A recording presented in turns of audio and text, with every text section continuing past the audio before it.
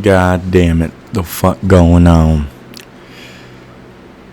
I had something to say and I just lost it. Lost it immediately. Before we even started, it's already gone. How crazy is that? I've been on a little journey today. A mental journey. And just trying to absorb ideas and I'm going to do that every day, I think. Just absorb as much information as I possibly can. I think it's a good idea. I think it can help. I think everybody should be doing it. It can help you in a lot of different ways, from gaining knowledge to gaining experiences that you wouldn't have seen before, to maybe physical feats like playing guitar or something like that. Gotta pop a Zen in. I fucking tried to do this shit yesterday.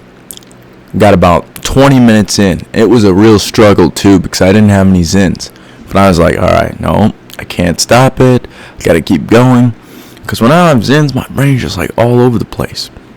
It's kind of weird. It's like having multiple tabs open on the computer, but you can't access one of the tabs individually. You just have to look at multiple at a time. Like, maybe it goes from 5 ideas to 2 ideas, and then you're like, trying to balance these 2 ideas in your head. My brain just is crazy. It just bounces all over the place all the time, and it makes me want to bounce all over the place all the time. It gives me so much energy. I just fucking ran a 5K. That shit felt really good. In the last 3 days, my brain has been trying to convince me not to go to the gym, not to run, but like, I forced myself to do it, and it feels so much better. Because I'm like, I don't really need a day off. What do you need a day off for? The way I work out, I do 3 days. I do ab chest day, I do arm day, bi, tri, shoulder, and then I do a leg and back day. And then I run in between all that sometimes. I'm not really consistent with running, I'm not going to lie. Just because I go out and run, and I can still run the same amount, so I'm like, that good. I'm not really that interested in having like an extreme cardiovascular system until I need one, like when I want to go hunting or in the mountains or something like that. Right now, I got a good cardiovascular system for what I need to do right now. But when I need to build it up more, I'll build it up more. But I do ab chest usually, then arms, and then the leg back. And then if I just do it again, because I was like, I can't do it twice in a week. For some reason, I had that kind of mindset. Then I double up how much I'm working out, doubling up the chances of building muscle. It's just better. It's better that way. Because then your muscles are used to that condition as well. They're not always hurting, and it's not always so hard to do. You're just always in a state where it's easy, really. And once it gets easy, ideally you'd want to move up in weight and make it hard again.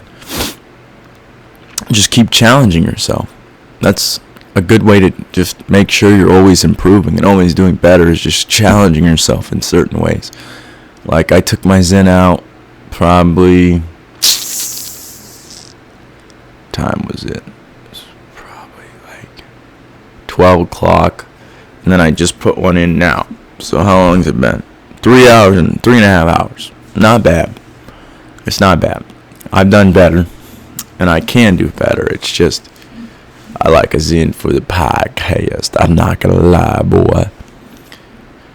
But I've been challenging myself in the ways that I just push the nicotine back.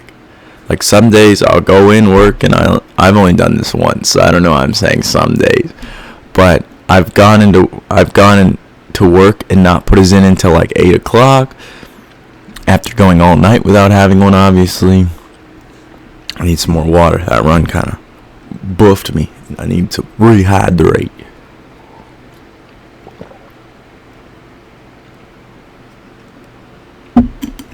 Ideally, I try to push the Zen back about 4 hours. Every 4 hours, hopefully. Some days I'm fiending some reason. Like maybe I'm a little extra tired. There's a lot of factors that go into like fiending and shit for this type of stuff. And I have an idea that I wanted to talk about actually, and we'll come back to that. But there's a lot of things that go on within yourself that maybe you're not even aware of. Like there's a lot of shit that, like as a kid, I was super angry and just super wiry. And like as a kid, I mean like in my teen years. I am 20 years old now, so I'm old. I'm just kidding. No, but when I was like 15, 16, 17, I was withdrawing from like weed and pills and nicotine and alcohol, everything. I didn't know what the fuck was going on within me. Bro, there was so much shit going on, I didn't know anything. And that shit still happens. Like it's hard to describe your feelings to other people sometimes. Like when you, I've mentioned this before, but Chance's mechanism is to shut down. Mine is to just push it outwards. Oh, why does my body feel that way? Hold up.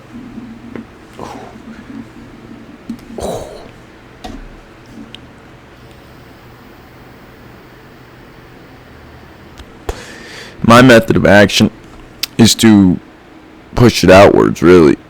You know, like either on myself or I don't know. I used to be a dick, but I don't try to be a dick anymore.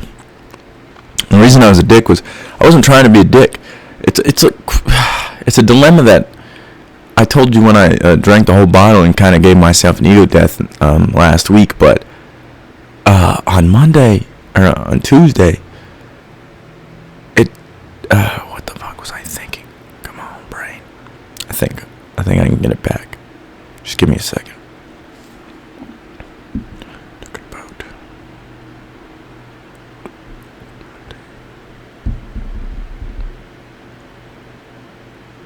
Oh yeah, when I got really depressed again, it dawned on me that I was in the same situation that I was in as a kid. I had not changed. I thought I was changing, and I was gathering the information to change, and I was trying to be a better person, but I wasn't changing. And that's because it had to solidify in me that my actions, what I was doing, obviously I knew this. And it's like, that's why I say all the time that feeling something to your core of your being and hearing and just knowing something are two different things, because I feel like you have to take that information, and at some point through life experiences, the information is going to become relevant, and it's going to dawn on you that, oh shit, this is what this fucking meant. And maybe that's why intelligent people make so much error, because they are intelligent and know a lot of things, but they don't feel a lot of things. That's and what I mean by that is like they're always knowing and telling everybody what they know, and I'm guilty of this myself, and that's why I'm realizing this. But they're not feeling enough. They're too much in their head, which that was my exact problem as a kid. I was just too much in my head. I couldn't get out. But the mind still pulls you back in. It always pulls you in, I think. It's a weird motherfucker. The human brain. Oh yeah, and it dawned on me, my fucking point that I was going to make, that I've always wanted to be a good person. That was the point that I had realized, was I've always wanted to be a good person. And for some reason, I thought I couldn't be. I was like, why the fuck do I keep fucking myself up, fucking other people up, all this shit? And it's because of my actions. I was drinking all the time and doing other stupid shit when I was littler.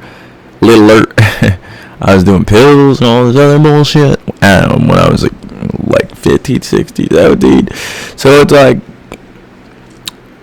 I didn't know what was going inside of me.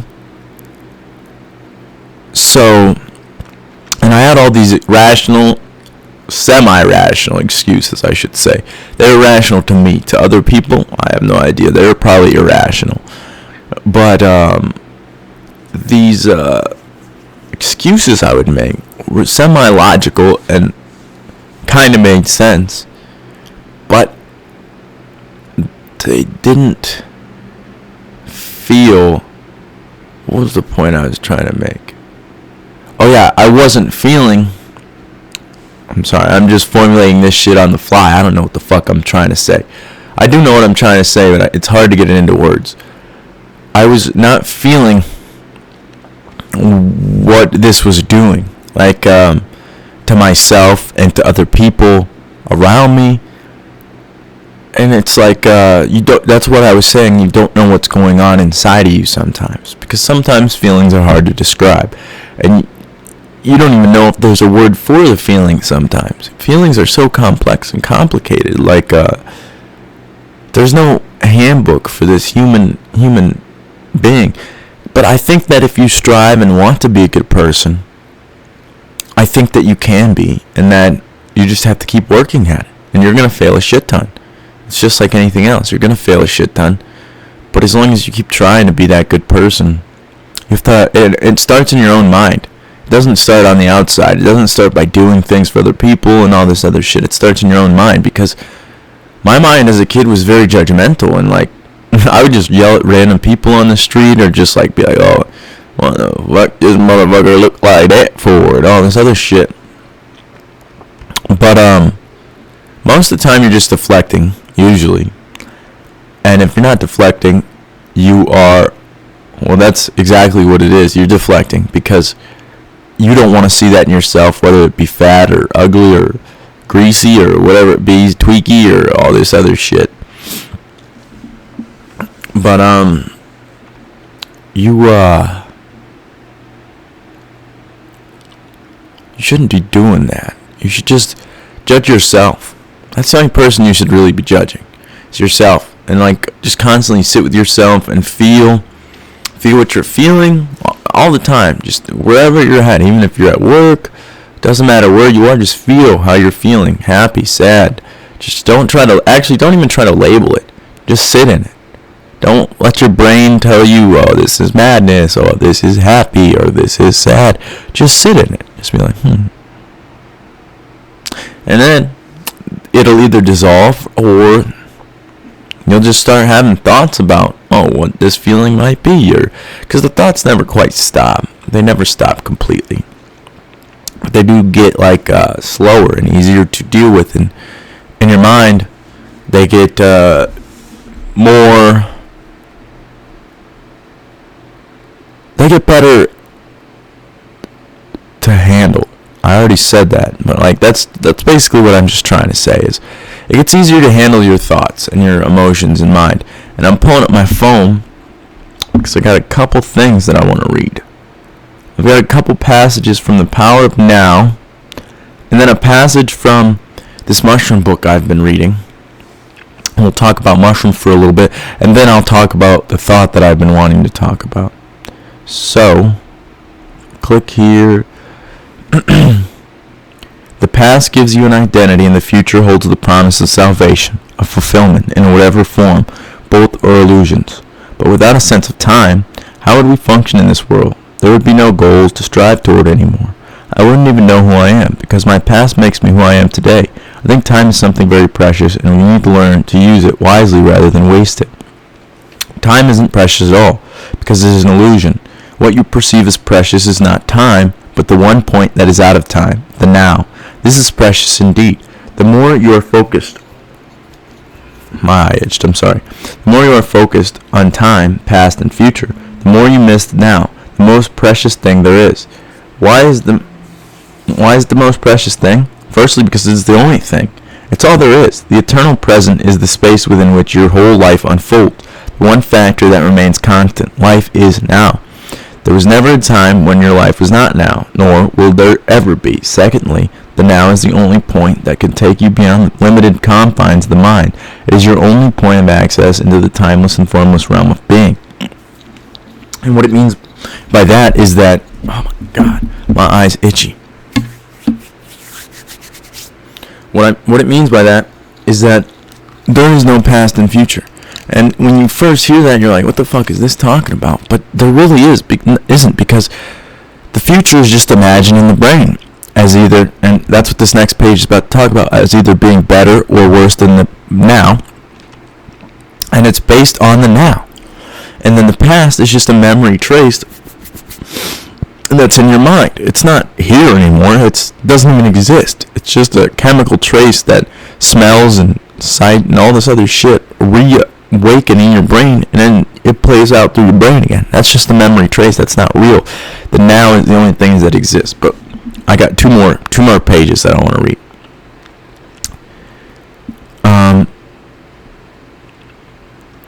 You may hear readings from the Gospels such as, "Take no thought for the morrow shall take thought for the things of itself," or "Nobody who puts his hands to the plow and looks back is fit for the kingdom of God." Or you might hear the passage about the beautiful flowers that are not anxious about tomorrow, but live with ease in the timeless now and are provided for abundantly by God. The depth and radical nature of these teachings are not recognized. No one seems to realize that they are meant to be lived and so bring about a profound, powerful transformation. I don't know if the word's powerful. On this picture, my thumb is covering the word. I'm a fucking idiot. This is from 2 years ago. The Power of Now by Eckhart Tolle. I don't know how to say his last name. I think it's Tolle. Chance thinks it's Tolle. I don't fucking know. Never heard it said out loud. My chest is itchy. But then it says, the whole essence of Zen consists in walking along the razor's edge of now. To be so utterly, so completely present that no problem, no suffering, nothing that is not who you are in your essence can survive in you. So basically you're dissolving all the negative feelings throughout your body, stress, all these emotions that you don't want and you hold on to. You're dissolving it through the present moment. That's what the art of Zen is. In the now, in the absence of time, all your problems dissolve. Suffering needs time. It cannot survive in the now. And what they mean by that is you're either stuck in the past, which is depression. You're worried about all the shit that used to happen or wanting to get back to where all that shit used to be, or some form of the past. You know what I'm saying? Or you're stuck in the future where you're anxious. You're always worrying about something that needs to come or doing something or all this other stuff. You're not just living in peace and living in a state of contentment and joy. The great Zen master Rinzai, in order to take his students' attention away from time, would often raise his finger and slowly ask, "What at this moment is lacking?" A powerful question that does not require an answer on the level of the mind. It is designed to take your attention deeply into the now. A similar question in the Zen tradition is this: if not now, when? Powerful stuff, ladies and gentlemen. That's why I'm reading it. From past and future whenever they are not needed. That is the end of a sentence. I apologize. Step out of the time dimension as much as possible in everyday life. If you find it hard to enter the now directly, start by observing the habitual tendency of your mind to want to escape from the now. You observe that the future is usually imagined as either better or worse than the present. If the imagined future is better, it gives you hope or pleasurable anticipation. If it is worse, it creates anxiety. Both are illusory. Through self-observation, more presence comes into your life automatically. The moment you realize you are not present, you are present. Whenever you are able to observe your mind, you are no longer trapped in it. Another factor has come in. Something that is not of the mind, the witnessing presence. The witnessing presence is basically your soul. It's behind your thoughts. Because if your thoughts were you, you'd have full control over them, correct? You would be able to... Like, there's thoughts we get every day that we're like, what the fuck is that? Or why is that in my head? Or all this other shit. And if people saw into everybody's brain, we'd all look crazy. Be present as the watcher of your mind, of your thoughts and emotions, as well as your reactions in various situations. Be at least as interested in your reactions as in the situation or person that causes you to react. So, as you are paying attention to your emotions, pay attention to what caused these emotions and what situation made these emotions arise within your being. Don't judge or analyze what you observe. Watch the thought, feel the emotion, observe the reaction. Don't make a personal problem out of them. You will then feel something more powerful than any of those things that you observe. The still, observing presence itself behind the content of your mind. The silent watcher. And then, I guess I have one more. I'm sorry. I have 4. The pain body, it's going to describe that. Once the pain body is taking you over, you want more pain. You become a victim or a perpetrator. You want to inflict pain or you want to suffer pain or both. There isn't really much difference between the two. You are not conscious of this, of course, and will vehemently claim that you do not want pain. But look closely and you will find that your thinking and behavior are designed to keep the pain going for yourself and others. This is exactly what I was just talking about. If you were truly conscious of it, the pattern would dissolve. For to want more pain is insanity, and nobody is consciously insane. The pain body, which is the dark shadow cast by the ego, is actually afraid of the light of your consciousness. It is afraid of being found out. Its survival depends on your unconscious identification with it, as well as your unconscious fear of facing the pain that lives in you. But if you don't face it, if you don't bring the light of your consciousness into the pain, you will be forced to relive it again and again. The pain body may seem to you like a dangerous monster that you cannot bear to look at, but I assure you that it is an insubstantial phantom that cannot prevail against the power of your presence. Some spiritual teachings state that all pain is ultimately an illusion, and this is true. The question is it true for you? A mere belief doesn't make it true. Do you want to experience pain for the rest of your life and keep saying that is an illusion? Does that free you from the pain? What we are concerned with here is how you can realize this truth.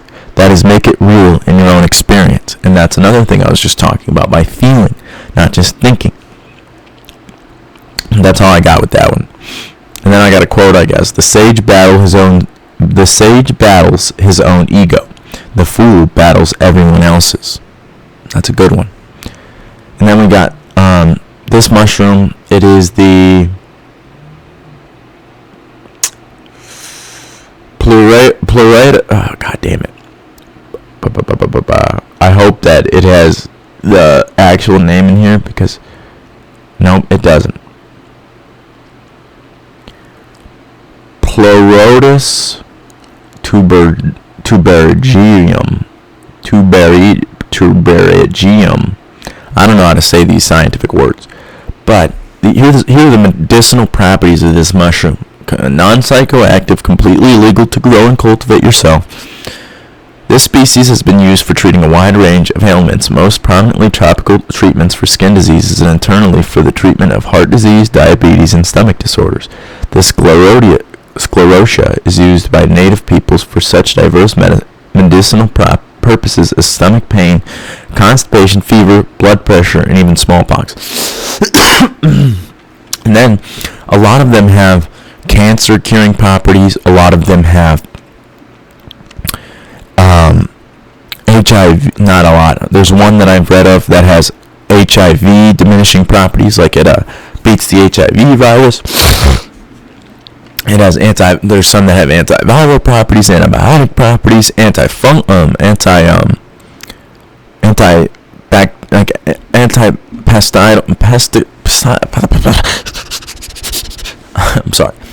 pesticide properties.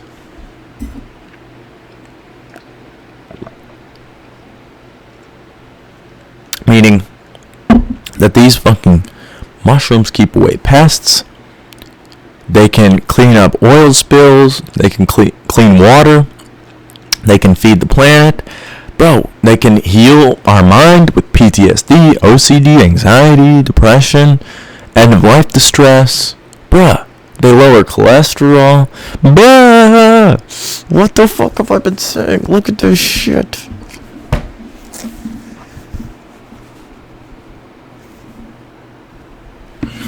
Mushrooms on my goddamn chest, boy. What the fuck have I been saying? These motherfuckers are gonna be the savior of our goddamn planet. They can fucking turn... Oh my god, these motherfuckers can do everything, basically. Everything that causes the human ailments that we have right now. They're not profitable, really, because they can be grown in bulk and anybody can grow them and all this other shit. But it doesn't need to be. It doesn't need to be profitable. I mean, it doesn't need to be. Why should it be? It's medicine. We're talking about medicine, food, and water for people. Why the fuck would it need to be profitable? That is a goddamn human right. That is a human necessity to give them clean water, clean food, antibacterial, antibiotic, antiviral, fucking cancer medication, all the stuff actually that we were supposedly giving them back during the AIDS crisis, and I will not say who because then this will get banned and I'll have to put it on Twitter, but all the shit that we were supposedly giving them, these things actually do. Cancer, AIDS, fucking all this shit. Bro, what are we doing? What are we doing? All we have to do is fucking cultivate these things in a certain way to do what we need them to do. They're already trying to do it. These motherfuckers, nature will fucking be here. I say this all the time. Nature will be here with or without us. We can either help it or hurt it, but eventually, nature will outlive us and we won't fucking survive anymore. And if we don't, or if it doesn't, if nature doesn't outlive humans, we're gonna die shortly after regardless because we need it. I heard a noise. Very, very scary noise. I think we're good. I think we're good. I thought I heard a knock on the door. That's why I started to get a little worried. Because I don't want to talk to anybody right now. I'm talking to the camera. That's the only person I'm talking to right now. But, yeah. These motherfuckers, they can save our planet. I 100% believe that. Not just our planet, but the human race. That's why I'm looking so deeply into them. I don't have to read this book. I've realized that many, many times. Because this book gets into a lot of mumbo jumbo. Like I just showed you scientific fucking names. It gets into the micrograms and how much they weigh and how big the spores are and all this shit. It gets into everything and it gets boring even to me sometimes. But I'm hoping to one day be able to utilize all this information to be able to help everybody. That's my main goal. And I was listening to a podcast today by Aubrey Marcus about self-sabotage, and he was talking about how even when you're helping people, there's a certain part of you that your ego is in there. Like your ego is like, oh, this is me doing this and all this shit, right? So it's not about getting rid of the ego, it's about utilizing the ego. The ego can get you about halfway, is what they're basically saying. It's like a coal plant. The ego can chug you up, it can get you going. And it's good energy to start with. But eventually you're going to have to find your higher purpose and you're going to have to find your higher self within.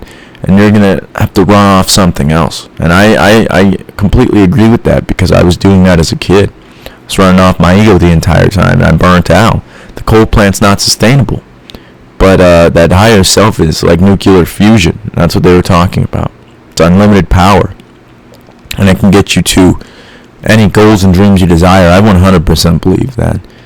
If I didn't, I wouldn't be doing this shit. If I didn't believe all this shit that I'm saying, I probably wouldn't do this shit because I question it. I question whether, should I be doing this? I don't know. Is it a waste of my time? But I'm going to keep doing it. I'm going to keep doing it all the time and see what happens. But here, we got this other idea.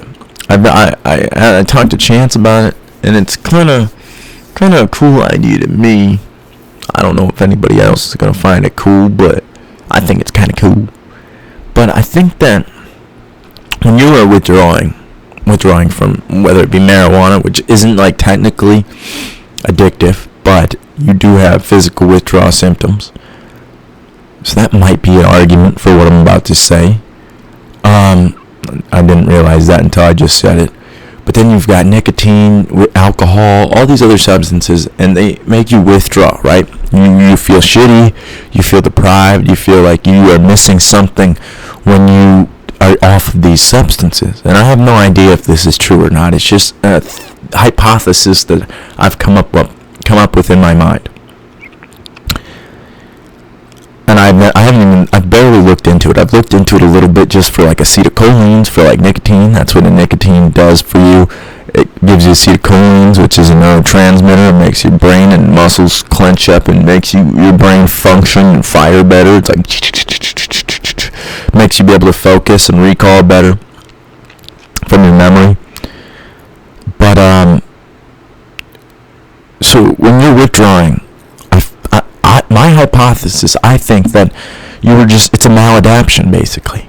Because I've listened to Dr. Gabor Mate's books, I've listened to a lot of books about substances, and I've looked into evolution a lot.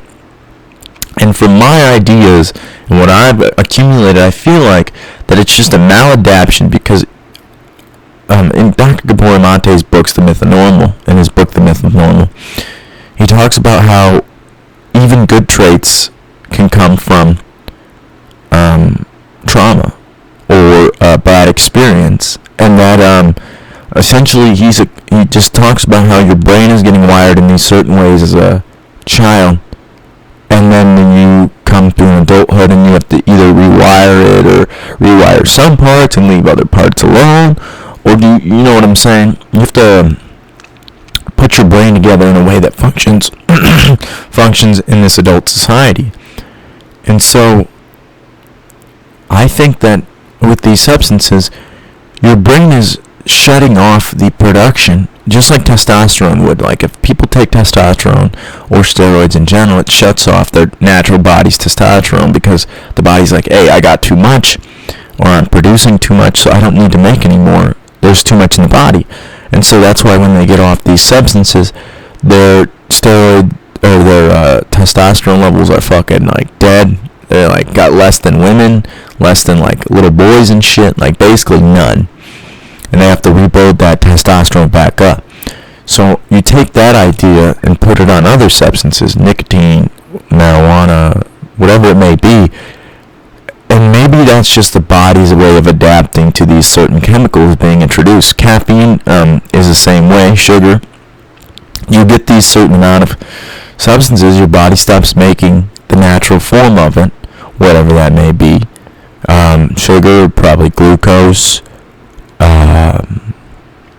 Caffeine is caffeine. Well, that's adrenaline and cortisol, and then dopamine. So that probably diminishes a few chemicals. I'm sure a lot of these substances diminish more than one chemical, if I were a betting man. But my main point is that these are maladaptations, and our body's just adapting to a different way of living, and that's why it sucks so bad and you feel deprived and all this other shit when you get off, is because I think your body is adapted to this other way of living, and your brain's telling you, hey, I need this, like I need it to survive. And now that I'm saying this out loud, that's probably why it's such a tricky situation, because your brain and body are basically lying to you, telling you need this, because they haven't been making it themselves. They forgot. So basically they have to it's like restarting a car that's been dead for like 40 years or like 50 years, and you got to re-get it going. And it's going to need new gas. It's going to probably need new everything, and it's been sitting. You probably need new brakes, need new rotors, need all new kinds of new shit. Your brain just has to reform those pathways, especially like with substances you've been doing for a long time. Like for my nicotine use, I've been doing it since I was 13, 14 years old. So my brain's just been wired that way for these last 7 years, and I think that that's essentially what is causing me, myself, to go into like it's a weird form of thinking when I don't have nicotine. Like my brain just can't, it doesn't work well. Like it's not working as well, and I know it's not working as well. And my brain tricks me into thinking, oh, you need this substance, but you don't need this substance. You need to get your body back into homeostasis, which is like a balance with yourself and with the universe, and you need to basically you need to get your body to reboot those factories back up. Why the fuck does my throat sound like this? Sounded weird as hell. It sounded like I fucking just sucked on some helium or some shit. What the hell? Hold on.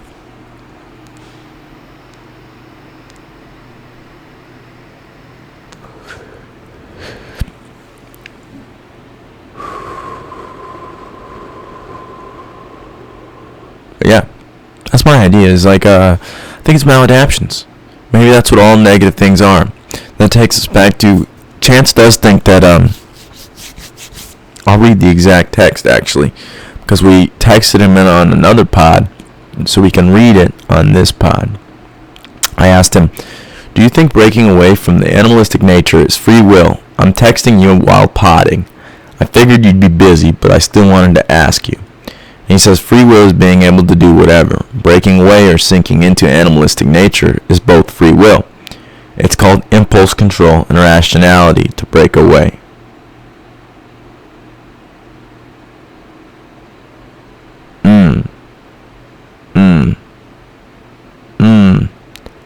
I see what he's saying. I don't think I even fucking fully let what he said sink in. That actually makes a lot of sense. I just said that's what I was thinking. That was not what I was thinking. I'm an idiot. See, this is you always gotta pretend you're stupid and just like let people talk. That's what I've learned. Because if you just say you know or like all this shit, then you're not learning really. But essentially what he's saying is, yeah, free will is being able to do whatever. That explains itself. Breaking away or sinking into animalistic nature is both free will. So you use free will to either become your higher self. My arm looks weird. Become your higher self, or you use free will to fall into animalistic nature, like eating chips or doing all this stupid shit. And then he says impulse control and rationality. That makes sense. That makes a lot of sense. This is why we text Chance Nielsen these kinds of questions. Because Chance Nielsen always has something good to say. But, what else do we got to talk about yet? I'm always wondering, like, why we gotta work so many hours. And I seen a video on Twitter today. Oh, my body hurts now. I seen a video on Twitter today, and this lady was mad because she had to work. People were calling her lazy. She's like, well, I don't think I'm necessarily lazy because Gen Z is trying to make up for mistakes that other generations that are calling us lazy have caused. Like everything that we are struggling to afford, food, housing, all this stuff, is they could afford easily, is basically what I'm trying to say, and we can't afford it, and we're struggling to afford it. And her point was that they caused it, but they didn't really cause it. The government really caused it. It was the government fucking around, spending too much money, Nixon getting us off the gold standard. And actually, I looked in today, what if we could get back on the gold standard, because I heard some shit that like they were going to try, or there's this bill or some bullshit, but there's no way to do it because we don't have enough gold in the reserves anymore to pay off our debt and still have an economy, really.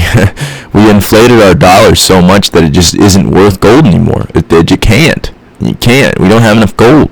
We'd have to mine a shit ton, spend a lot of money and use a lot of resources, and we'd have to accumulate more gold in some manner, whether it be asteroid mining or some other form of mining that gains us gold. We can't just make it. Why we're so obsessed with this resource, me myself, I don't know. I don't know why we're obsessed with it. It looks pretty, that's it. It's about all it's good for. It's conductive, that's about it too. It's good for electrical components, but so is silver, so it really isn't necessary for that. So, I don't know. I don't know why we do the things we do, ladies and gentlemen. We are just animals in a non-animal world. And we gotta return the world to a semi-animal world. We gotta find a way to harmonize with the planet again. And I think that's how like the Egyptians and all those motherfuckers got so far ahead. I think they were in harmony with the planet. They knew things we didn't. They probably cure sicknesses a lot faster than we did because they used natural remedies rather than chemicals.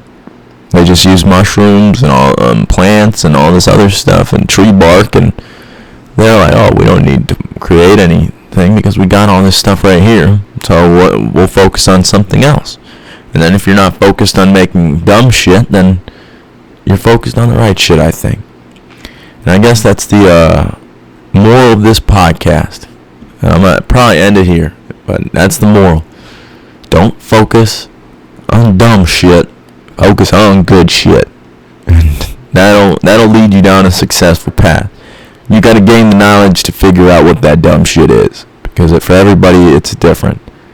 Dumb shit is not what you love to do. Dumb shit is like eating too much, or my back hurts, fucking around, doing stupid shit.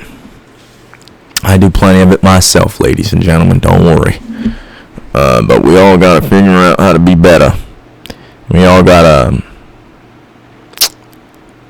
learn how to be happy, healthy, not hurt so much like I am right now, and hopefully we can survive in peace and harmony. And that's where we're in this motherfucker. Bye. I love you guys. I love you very much. Whoever listened to this point, you're a goat.